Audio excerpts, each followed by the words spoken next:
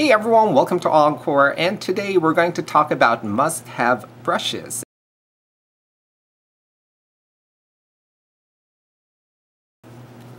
Hey everyone, welcome back. So many of you guys have been inquiring as to what are the must-have brushes. Well, my answer to that is it depends on what products you use. So what I highly recommend is sit down and make a list of the products you use from start to finish.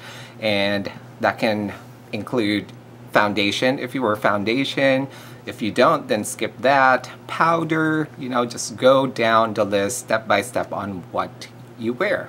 So if foundation is in your list, then of course a must-have is a foundation brush. Now this is a universal foundation brush, which is a filbert brush, and it pretty much can be used on any formulation of foundation, whether you wear liquid, creams, powder, mineral. So this is a universal foundation brush. So this is going to be a must-have for you if you wear a foundation. Now there are certain other luxurious brushes that applies foundation, and I'm just going to briefly go over those with you guys. If you wear a liquid foundation, the most popular brush these days is a stippler brush or a skunk brush, much like this one. Okay, and you apply it on using your liquid foundation in a stippling motion. It's going to give you an airbrushed finish. Now if you are a mineral loose powder foundation wearer, then a kabuki brush is the most popular for that, where you swirl, tap, and then buff the foundation onto your skin.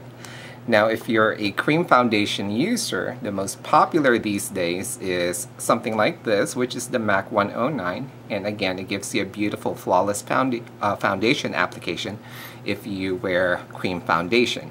Now this brush is also excellent for applying gel-based foundation, mousse foundation, anything that's kind of like cream-based foundation or gel-based. So this is kind of the brush that you can use for that.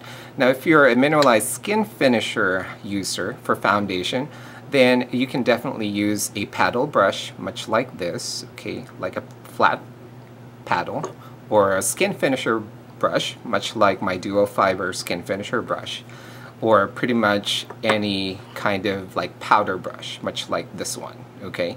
And these face brushes are also excellent if you use a bronzer, okay? So you can use it as a powder brush, a skin finishing brush, or a bronzer brush. So any of these kind of form of powder face brushes will work. So those are going to be must-have for you.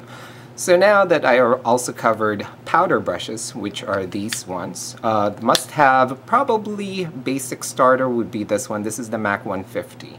Okay, and if that's a little steep for you guys, it looks much like my duo fiber skin finisher, which also works great with powders, and that's available at my website. Okay, so we're done with foundation, we're done with powder. So next we're going to talk about concealer brushes.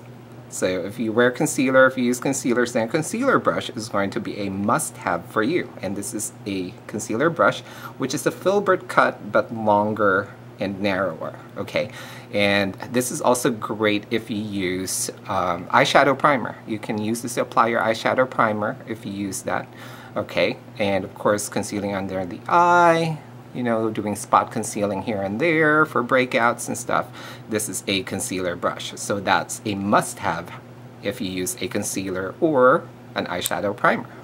Okay, so let's talk about eyes. Now, if you just wear one color for your eye, let's say you're a neutral color wearer and you just use like a nude color or a little bit of brown, then go for just the basic flat shader, okay? So this is the MAC 239, and you can use this pretty much in any formulation, whether it's, cream eyeshadow, powder eyeshadow, like pressed powder, or pigments, or loose mineral eyeshadow. With loose powder, it's ideal to press it on first, okay, and then blend later, all right, and spread it out later. Now, if you're just using the standard pressed eyeshadows, this is the most ideal for that, okay? Now, if you wear two colors or more, okay, then obviously you're going to need this to initially apply. You can also use a shader blender brush, much like this one, okay? Alright, and this is the MAC 217 because you can apply it on much like a flat shader, and then you can blend the edges. And especially if you're going to do color transitions from one color to the other, this is great. Otherwise, another must-have is a blender brush, much like this one. And this is the MAC 224. And this is what's going to give you a soft edge, so that way you don't have any hard edges to your eye makeup. And this is also going to give you a nice gradual transition from one color to another, especially for those of you guys who wears a lot of different colors. Now for lining, a lot of people just use a pencil liner or liquid liner pen, and that's great. And if you're using like a fluid liner, like a gel-based liner or cream liners, things like that, then I would highly recommend a small flat angled liner, much like this one. This is the MAC 208, and the 266 also works just as well. Alright, but I kind of like a little bit of the precision that the 208 gives you. So it's just a smaller angled brush, okay? Just like that. And you use that to line the top using gel liner. You can also do your lash line with this one. And if you use a pencil liner, this is also a great brush to smooth out the edges, so that way you have a nice, crisp, clean edge to your lining.